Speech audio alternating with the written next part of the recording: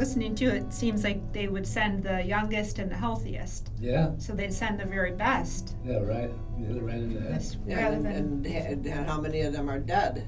That's or, why or missing arms and legs and. That's why they drafted them so young, you know, because they were up there. Their mind was, that's what I want to do. I want to go there for this country, you know.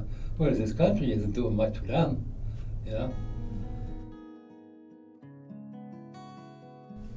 That's our guns that we carried. That's Gilbert Richardson right there. And these are all guns that we use. That's a grenade launcher. That's got the one that hit that guy in the trees. And the rucksacks, whatever we carry. Maybe food, clothes. We were lucky if we had any clothes. We could have one sack if we were lucky, we got one sack. There was a lot of people, but I didn't follow through with a lot of these people. Richardson was my machine gun ammo bearer. He got shot too. He got shot in his testicles and his butt. And I wasn't with him then. He was on Hawaii. He was going to Hawaii. They were going to take him out of the service. They came on the plane. They came on the plane and said, Gilbert Richardson. He said, yeah. He said, you're going back to the unit. And he called me. He was going, oh man, you know. But me and him got together, and he got married, and he invited me to his wedding, and I never went. And I still discuss it. He was a surfer. He was like a professional surfer, you know. And I just never. That's one thing I'm pissed off about. I never went to that wedding, you know. I'm so disgusted about that. In our battalion or whatever it was, we never even talked that much to each other. We never even found out what was going on, whether somebody was killed or wounded or what. We just stayed by ourselves because we always had you know, be our company, be our squad. We had things to do other than go out. And we had chow come to us about every 2 weeks, hot meal. You know. That's when we talked to each other. That was about it. It's a flag dress. So you can't read it. It says "Make war, not love." I had a KP as soon as I got there. what's that? That was washing pots and pans, because I opened my mouth when I shouldn't have opened my mouth. They said, Brian Groff? I said, it's Grove, KP. and then another one was, did everybody get a mattress? I said, I didn't get one, KP. So, and then a guy comes in there and took the KP side and off his and put it on mine. So now I had KP 3 times in a row. I took that in the Army. Oh boy. So it sucked. German Shepherds. King, his name was King. Did he sleep with the guys? Yeah, but we didn't have them all the time. We had them when we went in certain areas. You know, then when we didn't need him anymore, he went back to his house, to his home, or wherever that was, in the rear somewhere. But everybody loved the dog. If we didn't have the dog, I don't know what we would have done. He was a big guy, and he big guy that could run 100-yard dash in about 10 flat, you know. So, but he was a good soldier, real good soldier. You needed guys like that, you know, rotten people. You needed rotten people. You don't need somebody that's gonna, you know, don't hurt the guy, you know. Don't need that. Well, that's the same guy we're talking about. He was about 55 or maybe 50, in his 40s, I don't know. But he was holding the C4 and he had taped up with tape. And it was from here to that wall right there. I was there in the mountains there, like bulldozers and stuff, you know, and the groups were down in there. And he's got this thing and he's lighting it. And he lit the one side. You know, he's lit both sides, you know, because what happens is you lit the one side and you throw it down there, they just throw it back out. So he was lighting the second one. I said, get rid of it, get rid of it. Well, he never got rid of it. And it just boom, apart. And then, where's Sergeant Cobb? Where's Sergeant Cobb? I looked over there he is. Just the front was completely, nothing was there. I was in good shape then. I was in good shape no matter what. They called me Igor. That was my name, Igor. What was it, Igor? Igor, because I carried everything. I was a strong guy when I was young. And I weighed about 180 pounds. And I could carry anything. You know, they gave me mortar rounds, I carried mortar rounds, I carried anything. They Brian, we got something to carry. All right, give it to me. So I carried it, you know, up hills and down hills. And I still on Igor. Okay, yeah, okay, man. Yeah. This is out of a helicopter. We were going somewhere. This guy's got bullets. He's carrying probably about 300 rounds of ammunition. And then we were waiting. It looks like we're going to land pretty soon. Every squad had one machete that we'd have to cut down so the choppers could land there. We call them LZs. So you chopped them all down. You made an area about maybe half the size of this place, so the helicopters would land. See, like this stuff here, they probably would use Agent Orange on. And this is an LZ probably that we knocked down, so the choppers could land on there.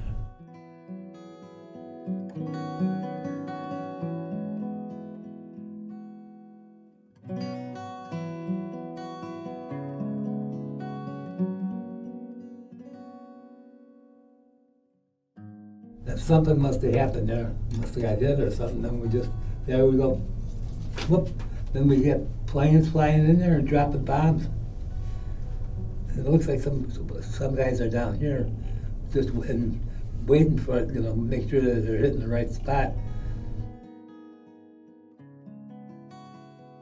Because wherever you went, you had to have a weapon. Then they actually went to a lot of these LZs that were already there. They'd have a bar, not a bar, but a place where you could buy booze at the bottom of the hills. You know? And you know, everybody had a gun when they went into a tavern, if we want to call it a tavern. But everybody would have a gun, and nothing would happen. You know, you go there and you lay your pistol or rifle on the bar, and nothing happened. And it was loaded with live ammunition. It's crazy.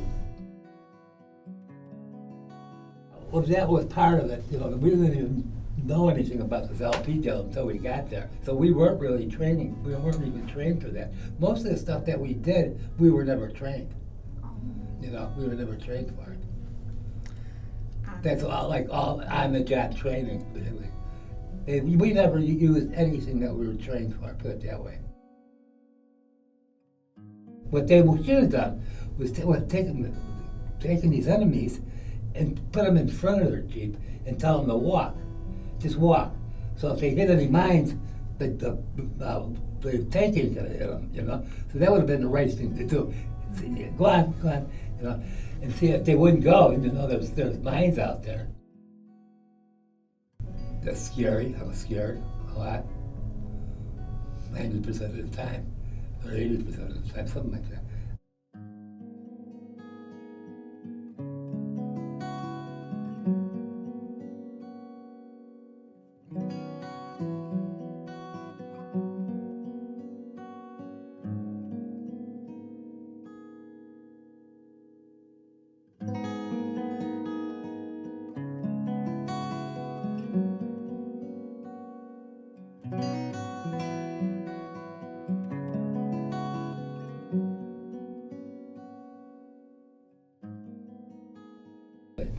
If I was over in Vietnam, I wanted to go where there was action or something going on. I didn't want to come home and say, oh, I had it made. We just prayed. Most of the time we did a lot of praying. I would have to say that.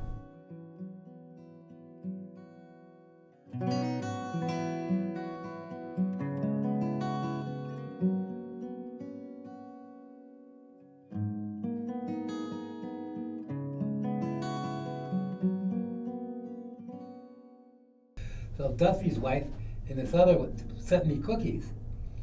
And I never got them for about 6 months later. When I got them, they were loaded with ants. The whole thing, the box was loaded with ants. And I wanted to go fishing, you know. And when I did get out of the service, I did go, that was the first thing I did.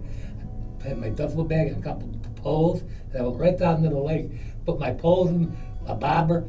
I was sitting there, all of a sudden the bobber went under, and so did my pole. But when I got out of service, I didn't even know what bell bottoms were.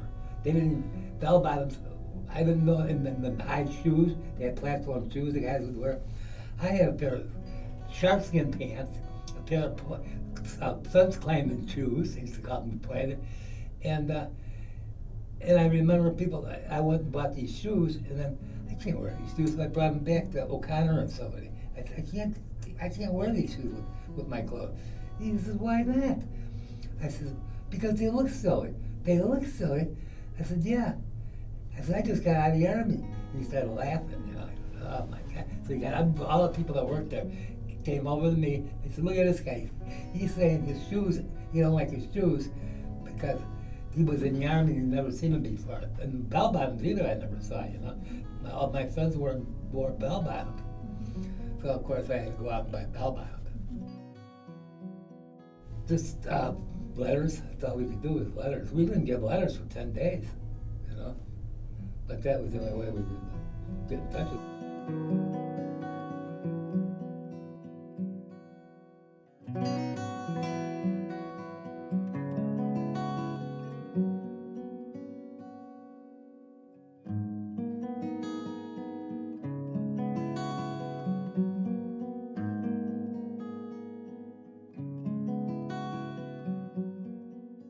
I was there on Christmas. You sent me a Christmas tree, didn't you? Somebody sent me the Christmas tree. Somebody did, yeah. So I had a Christmas tree, and I had to hump the Christmas tree. It came in different parts, you know. So I said, I'm going to get rid of this Christmas tree. No, you're not. We're going to keep that tree, you know. So we kept it, you know. And it was kind of funny. You know, they have a Christmas tree out there in the woods, you know, with stuff on the Christmas tree, you know. What the hell? So we kept the tree for a while, and then just got rid of it after about the first of the year. The best part, getting out was the main thing. Everybody kissed the ground. That's when I got out of it, and then I was thrilled. And I had a R&R to Tokyo. That was the last one. They said, Brian, you got to go. I didn't want to go because I was afraid I'd never come back. You know, so the only place that's left for you to go is Tokyo. I said, Tokyo? I don't go to Tokyo. He said, well, you got to go. I said, all right. So I went to Tokyo for 4 days. All these guys were going into these big hotels where there was a lot of women and stuff. So they had a good time. I was the only one that went off in my own direction. I went to the fruit markets and restaurants that nobody could speak English. So I ended up with a waitress, which is weird. But yeah, me and her started talking. I couldn't speak English. I couldn't speak anything with Tokyo crap, you know. But she couldn't speak English. So we had a good time together. She was so nice, you know, both of us, you know. That we were laughing because we couldn't understand each other, you know. So I had a good time there. Mm-hmm. And even going into this room, I remember you had to take your shoes off before you go into the school thing. And I never would do it. I probably was stiff, and I never took my shoes off. And I early in the morning, I hear bang, bang, bang, and it's like, you left your shoes. You didn't take your shoes off. You didn't take your shoes off. Oh, brother, I'm sorry I didn't take my shoes off, you know.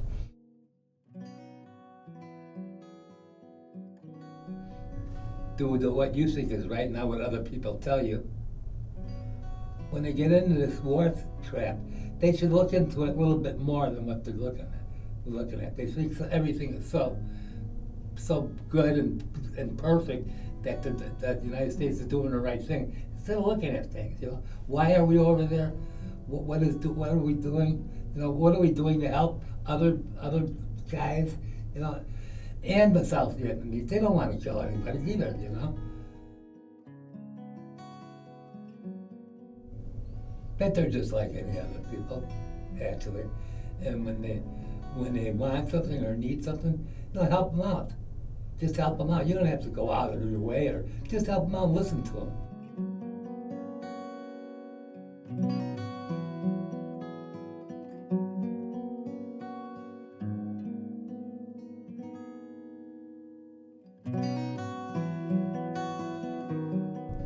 The country was very divided, especially the youth, the younger people. This was part of that hippies and all of that stuff. And either you followed your father's ways, the old ways, or you went off on this, I don't want to say leftist, but basically the leftist agenda of the free love and the this and that, and I don't have to follow the rules. So that divide became very, very meaningful for individuals. Very good friend of mine went out to be a hippie, and that was the end of it. Thought I was just lower than whale crap because of what I did. And, you know, quite honestly, I thought he was lower than whale crap by running away. But that's where we started this divide that we're still living today. We're just coming out of 67, 68 today in Congress and everything we're doing. So you get guys like Bring You Hell's Fire. Who was that guy? Crazy somebody. Like Smith. Smith was a pretty good group, short-lived group. Baby, It's You. I've heard that 100,000 times in my headset. That was good. There was one that kind of got me. And just thinking back, and this came after PTSD and a whole bunch of other stuff. But there was a song, God, I'll have to go back to thinking of this, but this is That All There Is.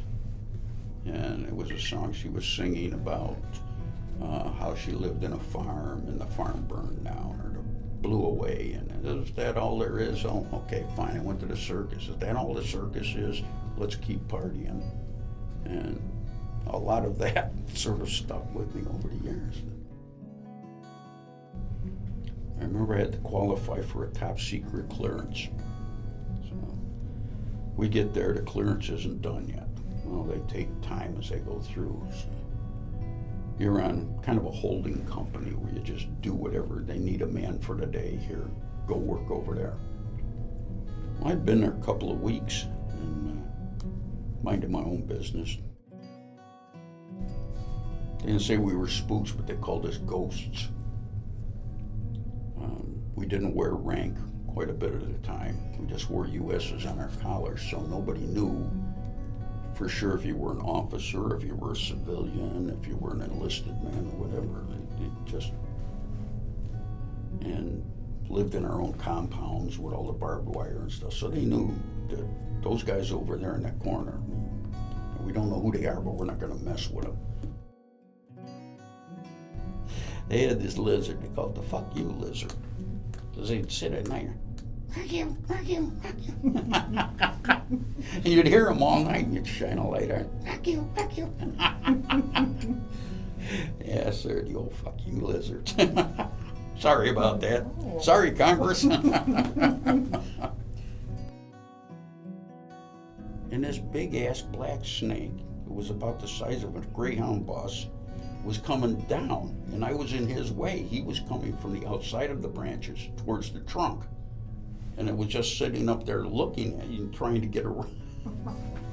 Well, he scared the living crap out of me. I let out a holler and fell out of the tree. So, boom, I go down, I fall right across the machine gunner's legs. Okay. Everybody is kind of drowsy and sleeping and all this. I fall across his legs. He starts blasting. Everybody else starts blasting. Where they at? Who is he? Where is he? I don't see him. Where's he at? Where's he at? And he said the only thing I remember is I was laying down on my back, pointing up in the tree. There's a snake. There's a big ass snake up in the goddamn tree. We had to dispose of the waste. So every morning somebody would be assigned to haul those drums out from the outhouse or wherever they were and fill them up with diesel fuel or JP4 or something and set them on fire and stir them until all the material was gone, was turned to dust. I'm going to tell you about the smell when we come into the country. That was the smell. And it just stick with you, and I just burn in the buckets, yep. But it had to be done. It was a combination between sort of living like a human and living like a mole. You learn to You learn to be dirty. You learn the dirt on you, and the grit and all that. And he was bringing his up, and I brought mine down, and I blasted him. Just dropped him right where he was at. And I remember him looking at me, looking down where I hit him, and looking up with a look as to say, "What the hell did you do that for?" You know. And then he dropped. Well, I thought the whole Vietnamese army was coming after us. I didn't know what was going on. I was so scared. I'd been carrying shotguns for my whole life, hunting and everything. I couldn't get another round in the chamber. I ran back to where the other guys were. Ooh, gooks aren't, you know, all this. There was a buck sergeant, I remember, was driving the Jeep. He said, "What?" You know, and he says, "Gook, I think up," you know, not even able to get the words. "Okay, I'll go take a look." And he goes around there. And I don't remember if there was any other firings in that. And he come back around. Might have been another round or two fired, I don't know. And he come back around and he threw this guy's rifle at me. And he says, "Here, he doesn't need it anymore." And I'm sitting there holding this thing. And it's like, okay, what did you just do, right? And it was so fun. I'm sitting there, "We report this, what do we got?" You know. And with that, some butter bar little lieutenant comes walking. I said, "What's all this shooting going on back here?" Well, you know. Nothing. The kid just broke his cherry. And everybody within earsight was laughing at me. Just laughing like I was a chump. Yeah. And I'm thinking, 2 weeks ago, if I did this in Chicago, I'd be on a homicide. I would have killed this guy. And here, it's a fucking joke. These guys are laughing at me because this is the first time I shot at somebody and got him. And it really scared me. I mean, it troubled me a long time. That ghost followed me for many, many years, the PTSD stuff. And finally I was able to get that shook out, but you know, there were other incidents later, but that particular one, I mean, it was just, I guess if they didn't laugh at me so much, if it wasn't such a joke, it would have been bad. But when they laughed at me, it was real bad. You know, kind of, I don't know, gang initiation or something, but it, yeah, sure, everybody shoots somebody around here. Oh, what? You know? Hey, you had a rifle, you shot him, big deal. Let's go. Where are we going? Breakfast. You know? I mean, it's just so what? You know? That's where a lot of this comes. Like I say, it don't mean nothing. It is what it is. And that's how you had to live. Didn't like that at all. Still don't. His rifle's over in the museum, if I'm not mistaken. I didn't even want it around the house. Damn guy. Bad. Whose worst day? Probably worst. Probably. There were a lot of bad days, but getting laughed at for doing that, I guess that hurt.